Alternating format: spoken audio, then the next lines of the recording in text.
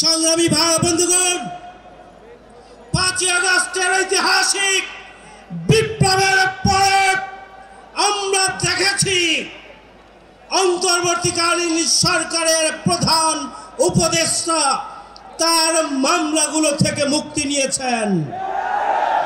আইন উপদেষ্টা তার মামলা থেকে মুক্তি নিয়েছেন, অথচ দীর্ঘ 14 বছর যাবৎ অন্যায়ভাবে মিথ্যা মামলা মাথায় নিয়ে, ফাঁসির দড়ি মাথায় নিয়ে, গলায় নিয়ে যিনি মানবিক জীবন যাপন করছেন, আমরা আজকে জিজ্ঞাসা করতে চাই কোন কারণে বাংলাদেশের জীবিতদের মধ্যে সবচেয়ে নিপীড়িত মজলুম জননেতা এটিএম আজহারুল ইসলামকে মুক্ত দেওয়া হলো না।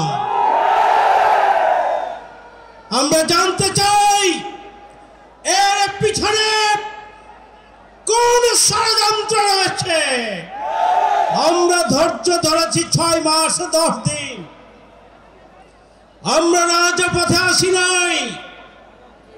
আমরা আশা করেছিলাম অন্তর্বর্তীকালীন সরকার বৈষম্য মুক্ত নতুন বাংলাদেশে বৈষম্যের শিকার মজলুম জননেতা এটিএম আজহারুল ইসলামকে মুক্তি দিয়ে তারা তাদের দায়িত্ব পালন করবেন, কিন্তু দুঃখজনক হলো সত্য এই সরকার এখন পর্যন্ত আমাদের নেতা এটিএম আজহারুল ইসলামকে মুক্তি দেন নাই।